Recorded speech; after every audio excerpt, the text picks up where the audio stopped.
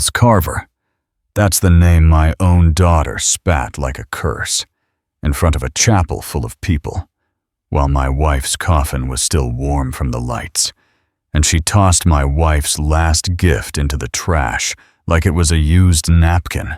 Yeah, at my wife's funeral. 15 minutes after they closed the lid, my daughter leaned in close, smiled that fake, glossy smile she saves for Facebook photos, and said, "Throw it away. Mom was broke. She always was. Don't embarrass yourself. Old man, old man." That's what she called me, like I was a stray dog she had to shoo off the porch. And the worst part, people heard her. I remember the air inside that chapel, heavy with lilies and perfume, and that waxy polish they rub into the pews so grief has something to slide around on. The organ music was still fading, the kind that sounds like it was written to make you feel small, and I was standing there with a folded program in my hand, staring at a box of wood that held the woman I'd spent my life with. My wife didn't die screaming. She died quiet, in her sleep, like she was trying not to inconvenience anyone, even with her own death. And the last thing she said to me wasn't, "I love you." It was, "I'm sorry I couldn't tell you sooner." I didn't even understand what she meant until the day they buried her, because that's when a guy in a suit I'd never seen before stepped out of the crowd, slid between the condolences and the casseroles and the fake sympathy, and handed me a plain manila envelope like it weighed 100 pounds. He didn't make a speech. He didn't do the dramatic pause thing. He just said, "She told me to give you this after, not before, after." I looked at the handwriting on the front. Neat, steady, familiar. My name. In her handwriting. My chest tightened so hard, I thought I was gonna fold in half right there next to the casket. I opened it. Inside was a passbook, an old one. The kind banks stopped printing when flip phones were still a thing. Worn cover. Faded lettering. A tiny little book that looked like it belonged in a shoebox with old photos and wedding invitations. And when I flipped it open, I saw numbers, stamps, dates going back decades. I didn't understand it yet, but my daughter did, because she appeared at my elbow like a hawk, not a grieving daughter, not a woman who just lost her mother, more like a supervisor catching an employee holding something valuable. She snatched the passbook right out of my hands, flipped through it too fast, eyes moving like she was scanning for the one thing that mattered. Then she laughed. Not a soft laugh, not a nervous laugh, the kind of laugh you do when you want someone to feel stupid. "This is it?" she said, loud enough for two women behind her to turn their heads. "This is what she left you? A dusty little bank book?" I reached for it, but she held it higher, like I was a kid trying to grab a cookie. "Give it back," I said. She smirked and shoved it into my hand with 2 fingers like it was dirty. "Fine. Keep your little antique. But don't start telling people Mom was some secret millionaire. She wasn't. She clipped coupons and bought store-brand cereal. She had nothing." Then she leaned in close enough that I could smell her perfume. Expensive. Sharp. Totally wrong for a funeral. And she hissed, "If you go chasing some fantasy, you're gonna look like a pathetic idiot. So do us all a favor, and throw it away. Do us all a favor." Like my grief was embarrassing her. Like my wife's last gift was her problem to manage. The day got worse after that, because funerals always do. You go home and suddenly your house doesn't feel like a home. It feels like a stage after the actors left. Cold corners, empty chair. Silence so thick it presses on your chest. People showed up with food like that fixes anything. They hugged me, patted my shoulder, said all the same lines they read off the same invisible script. "She's in a better place. She's not suffering. Call me if you need anything." Nobody ever means that last one. And my daughter? She floated through the kitchen like she owned it, like the hostess of the tragedy, smiling at guests, accepting sympathy, wiping counters, stacking plates, acting helpful. It was performance, a whole fake little show.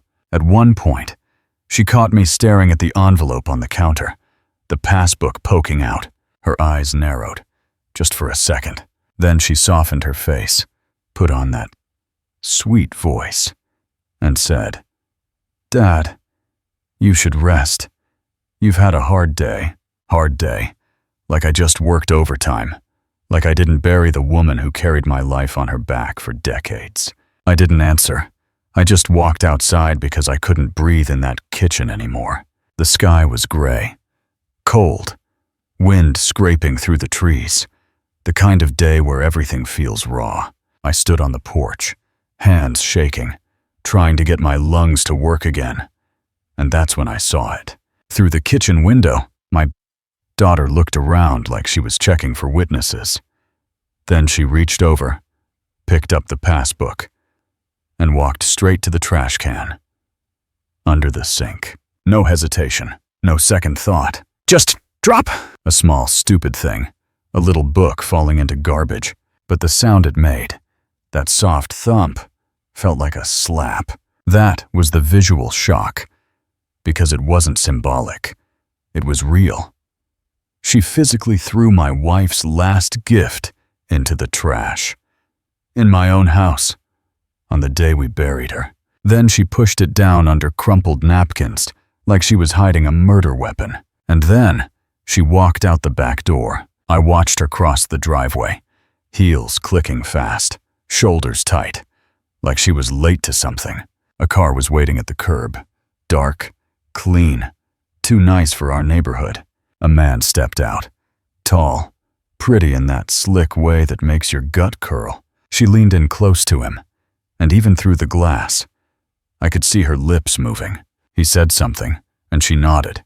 Then he touched her arm, not gentle, possessive, like he was handling property, and my daughter laughed again, that same cruel laugh. Then they drove off. I stood there on the porch, frozen, while inside the house people kept talking and chewing and pretending nothing was wrong. The smell of casseroles drifted out the cracked door behind me. Warm cheese, onion, that fake comfort smell. And I realized something right then. I wasn't just grieving my wife. I was starting to grieve my family.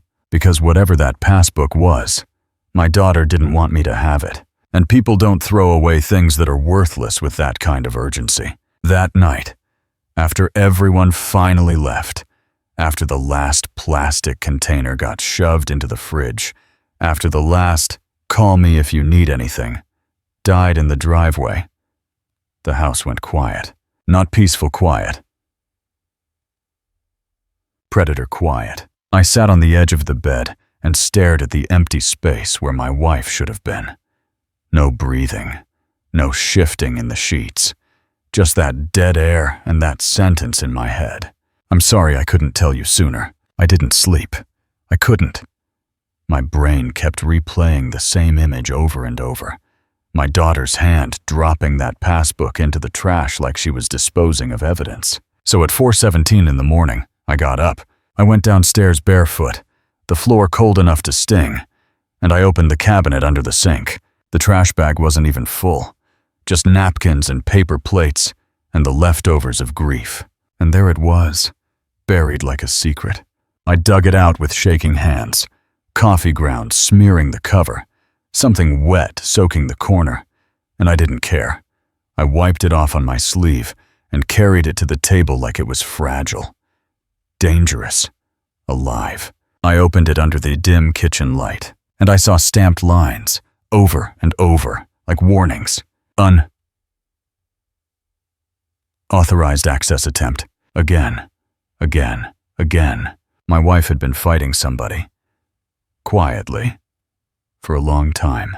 And based on what I'd just watched through that window, I already knew who. I sat there at that kitchen table until the sky started to lighten. The little passbook open in front of me like a confession my wife never got to finish. Page after page, tiny deposits, $50, $100, sometimes less, regular, relentless, like she was quietly bleeding money into a place no one else could touch. dates stretching back farther than my memory wanted to go.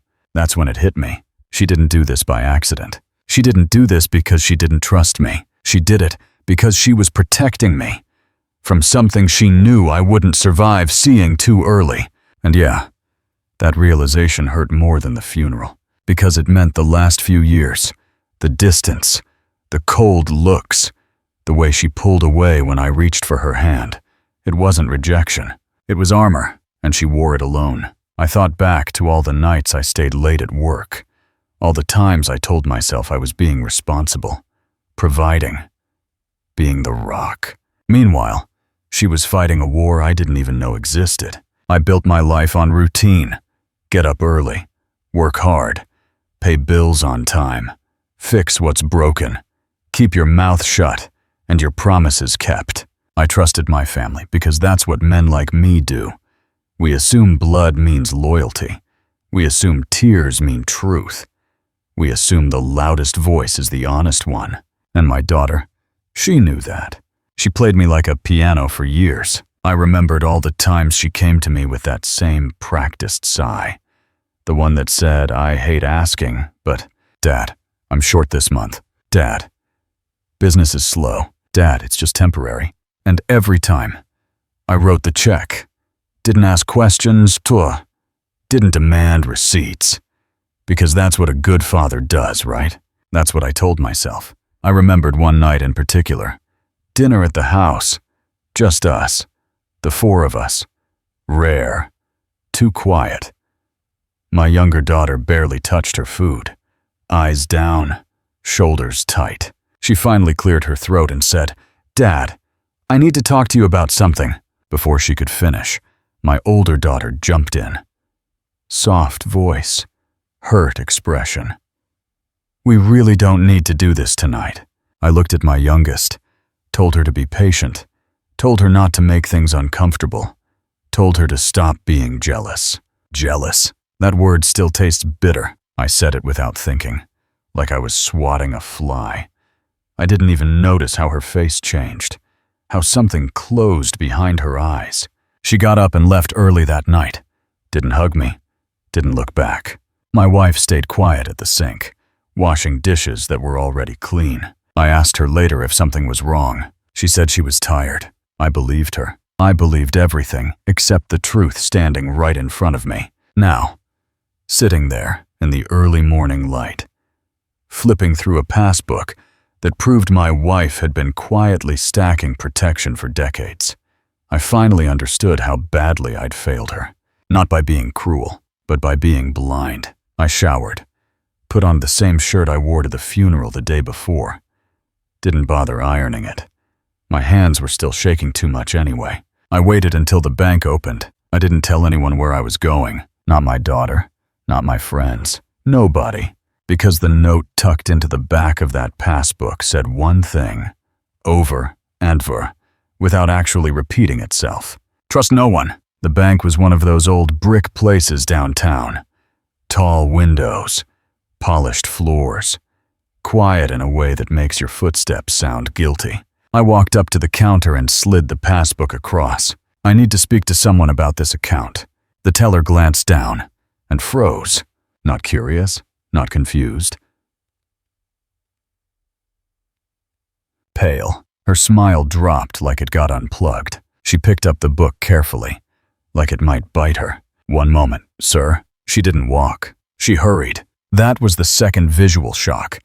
Because when someone who works at a bank for a living looks like they just saw a ghost, you know you're standing on something dangerous. 2 minutes passed, then 5. People behind me shifted, coughed, checked their phones. Finally, a man in a dark suit appeared from the back. Gray hair, calm face. The kind of calm that comes from decades of dealing with other people's secrets. He didn't introduce himself in the lobby. He didn't shake my hand. He just said, "Please come with me." And that's when I noticed something else. The teller was staring at me like she felt sorry for me. Inside his office, he closed the door and locked it. Actually locked it. That click echoed louder than it should have. He opened the passbook, typed something into his computer, stopped, leaned back, took his glasses off. Then he looked at me and said, "Sir, do you know what's in this account?" I swallowed. "I don't. My wife never told me." He nodded slowly. "She was very clear that you wouldn't."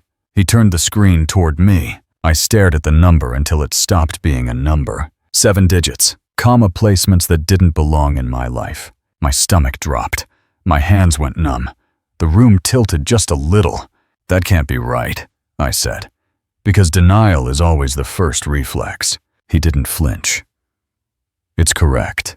He explained how she started small, how interest compounds, how consistency beats flash every time. Then he pulled out a folder, thick, heavy, official. "This," he said, "is why we need to call the police." Security photos slid across the desk, black and white, grainy, and there she was, my daughter, at the teller window. Different dates, different outfits, same face, same posture, same confidence. 7 attempts, 7 times she tried to steal from her dying mother. 7 times she failed. 7 times my wife said nothing and kept documenting. I didn't yell. I didn't cry. I just sat there, staring at proof my heart wasn't ready to accept. And in that moment, I finally understood something ugly and important. Justice doesn't show up on its own. It waits. It waits until you stop protecting the wrong person. I didn't go home after the bank. I sat in my truck for a long time with the engine off, hands gripping the steering wheel so tight my fingers hurt, staring at nothing while my whole life rearranged itself behind my eyes. You think betrayal hits like a punch. It doesn't. It's slower than that. Colder, like something heavy settling into your chest and refusing to move. I kept seeing her face in those security photos. Calm, confident, comfortable, like she belonged there, like that money already felt like hers. 7 times, not once, not a mistake, not desperation. 7 calculated attempts, and my wife. God, my wife had watched it happen in silence, built a case, logged dates, saved evidence, protected me from having to choose between my daughter and the truth until she physically couldn't anymore. That's when the anger finally showed up. Not loud anger, not yelling in the car anger, the kind that goes quiet and sharp and starts organizing. I drove home slow, parked 2 houses down so she wouldn't hear the engine. Sat there, watching the front of my own house like it belonged to someone else. Lights on in the kitchen. She was home, probably pacing, probably rehearsing, probably already planning the next move now that the passbook hadn't magically disappeared forever. I walked in through the front door. She was at the counter on her phone, laughing. That sound snapped something in me. She looked up, smile ready. And then it faltered when she saw my face. "Hey, Dad," she said. "Where'd you go earlier? You just disappeared." I didn't answer. I walked past her and set the passbook down on the counter between us. Hard. The sound echoed. Her eyes dropped to it. And for the first time, she didn't fake confusion. Her jaw tightened. "Why are you digging through trash like a crazy person?" she snapped. "I told you that thing was garbage." "Funny," I said quietly. "The bank didn't think so." She froze, just for a fraction of a second, but I saw it. She recovered fast. She always did. "Bank," she scoffed. "You actually went to the bank? Jesus. Dad, you're letting grief rot your brain." I leaned in closer. 7 times, I said. She blinked. "What?" 7 unauthorized access attempts over the last year. Want to guess who's in the security footage? Her face drained. Not dramatic, not collapsing, just emptying. She straightened up, crossed her arms, and the mask finally came off. "Okay," she said flatly. "So you know." There it was. No denial, no tears, no apology, just confirmation. I felt something break cleanly inside my chest. "You stole from your mother," I said. My voice didn't shake. "While she was sick," she laughed. A short, bitter sound. "Don't make it noble. She was hoarding money like a paranoid lunatic." That was the 3rd visual shock, because she said it with disgust. About her own dying mother. She was sick. she continued. And selfish. And she was gonna die anyway. That money should have stayed in the family instead of rotting in some account. In the family? I asked. Or in your hands? She stepped closer now. Too close. You never paid attention, she hissed. You never saw anything. You just signed checks and shut up. You don't get to act righteous now. That's when I realized something terrifying. She wasn't ashamed. She was annoyed. Annoyed she got caught. Annoyed her plan didn't finish. Annoyed I was still standing there. You know what? She said, rolling her eyes. Fine. Call the cops. Ruin everything. See how that looks. Father sends his own daughter to prison. Great story. I stared at her, at the woman I helped raise, at the stranger she'd become. I'm not ruining anything, I said. You already did, she sneered. You wouldn't dare. You're weak. You always were. And that was it. That was the moment my hesitation died. I turned around, walked to the door, and said over my shoulder, Pack a bag. She laughed again. For what? For court. Her smile vanished. Behind me, she screamed my name. I didn't stop, because my wife had spent 5 years being strong in silence, and now it was my turn to be loud with the truth. The cops didn't kick the door in that night. That would have been too easy. Real revenge doesn't come with sirens and shouting. It comes with paperwork, patience, and letting someone hang themselves with their own arrogance. The morning, I walked back into that bank with a folder under my arm and my spine straight for the first time in years. The branch manager didn't even pretend to be surprised. He already had everything laid out when I sat down. Transaction logs, signature comparisons, security stills printed in neat little rows, 7 dates, 7 attempts, same face every time. And then he slid one more thing across the desk, a stack of documents thicker than my mortgage file. Your wife, he said carefully, kept records outside the account. I flipped it open, 5 years worth of notes, dates, times, conversations, names, amounts. My wife had been documenting her own daughter like a forensic accountant with a broken heart.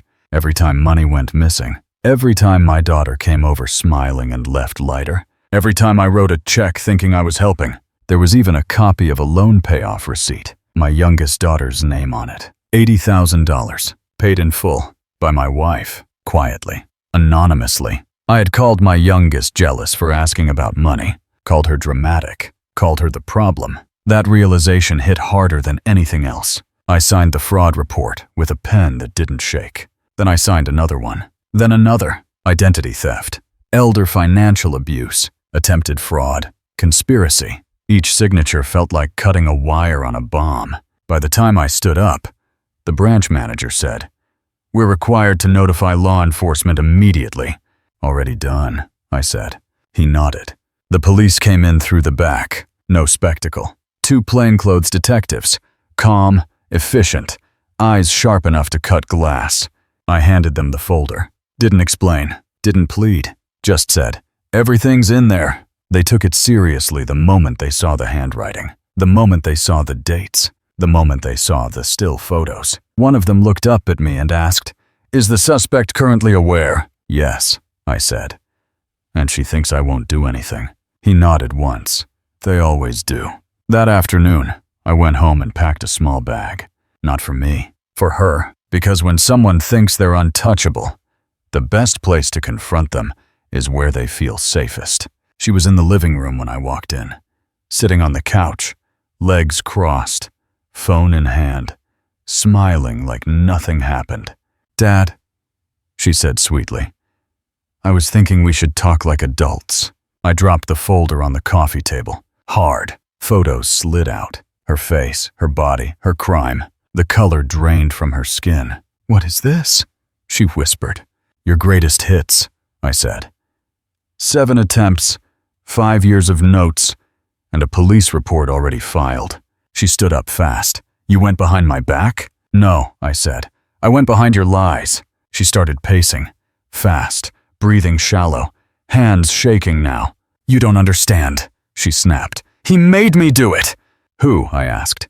Her mouth opened, closed. Too late. The front door knocked. 3 sharp knocks. Visual shock number 4. She froze. Her eyes met mine. And for the first time since I'd known her, she looked scared. I opened the door. 2 officers. 1 female detective, 1 uniform. "Is Natalie Carver here?" the detective asked. My daughter screamed. Not words. A raw animal sound. "Dad! No!" she sobbed.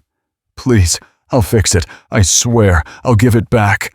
I stepped aside. The detective read the charges out loud. Elder financial abuse, identity theft, forgery, attempted fraud, conspiracy. Each word landed like a hammer. Neighbors stepped onto their porches. Phones came out. My daughter dropped to her knees. Actually dropped, grabbing my leg. That was the 5th visual shock. The same daughter who called me weak. Now begging, ugly crying, mascara running, voice breaking. "I'm your daughter," she cried. "You can't do this to me." I looked down at her. At the hands that signed fake documents. At the mouth that called her mother selfish. At the eyes that never once showed remorse until the cuffs came out. "I'm not doing this to you," I said. "I'm stopping you." The handcuffs clicked. Metal on skin. Loud. Final. The neighbors stared. The officers lifted her up. She screamed my name again as they walked her out. I didn't answer, because the person she was screaming for didn't exist anymore. At the station, I handed over 1 last piece of paper. My wife's letter. The detective read it slowly, then looked at me and said, "Your wife saved a lot of people." I nodded. I finally understood what that apology meant. She wasn't sorry for keeping secrets. She was sorry she had to. 2 days later, my daughter was arraigned. Charges stacked, bail denied. The judge didn't smile, didn't sigh, just read the facts and said, "This court does not excuse abuse because it comes from family." When they led her away, she looked back at me. No anger, no manipulation, just empty. I didn't wave. I didn't cry. I felt something close, like a door locking. The house was too quiet after that. Not peaceful, not calm. Quiet like something dangerous had finally left and taken all the noise with it. I sat alone at the kitchen table where my wife used to drink her coffee. The same table where I dug through the trash days earlier. And I realized the grief had changed shape. I wasn't mourning just my wife anymore. I was mourning the idea of the family I thought I had. The trial moved fast after that, faster than I expected. When evidence is that clean, lies don't get much oxygen. The bank testified. The security footage played. 7 dates on a screen. 7 attempts. My daughter's face frozen in black and white, staring back at a courtroom full of strangers who didn't care that she shared my blood. The prosecutor didn't raise her voice. She didn't need to. Facts are louder than screaming. My youngest daughter sat beside me the whole time.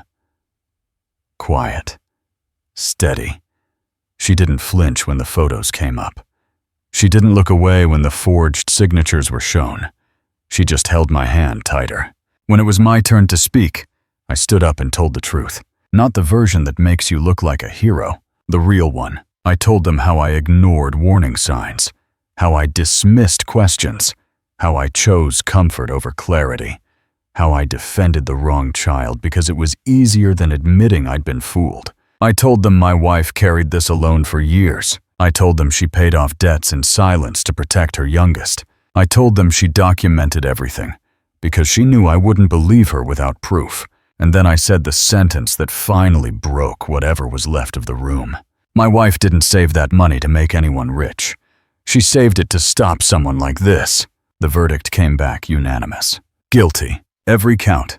When the judge read the sentence, my daughter didn't scream this time. She just stared straight ahead. 6 years. Federal time. Restitution ordered. No early release. The gavel came down, and that was it. The chapter closed. Outside the courthouse, reporters tried to shove microphones in my face. "Do you feel like justice was served?" I looked at them and said the only honest thing I could. Justice doesn't feel good. It feels necessary after everything settled, after the calls stopped, after the house learned a new silence. I finally went back to the passbook. I held it again. That little, battered book that started everything. $3 million, 37 years, My wife's entire quiet discipline compressed into numbers on paper, and I knew exactly what to do with it. I didn't buy a new house, didn't travel, didn't upgrade my life. I used it to build something my wife would have recognized. A foundation, free legal help for seniors, financial education, a hotline for families who feel that same knot in their stomach and don't know why. Because predators don't always look like monsters. Sometimes they look like your own child. On the first day we opened, an older woman came in shaking, clutching a folder of bank statements. She said, "I thought it was just me. I thought I was crazy." I told her, "You're not crazy. You were targeted." And for the first time since my wife died, I felt like I was standing where she'd always been standing. Between the truth and the damage, I still visit my wife's grave every week. I tell her she was right. I tell her I'm sorry it took me so long. And I tell her this one thing every single time, because it's the truth she died carrying. Blood doesn't make someone family. Loyalty does. And love without accountability is just another kind of betrayal. That's the line I live by now. Because here's the iconic truth no one wants to say out loud. Sometimes justice doesn't come to punish strangers. It comes to stop the people who thought you'd never stand up to them.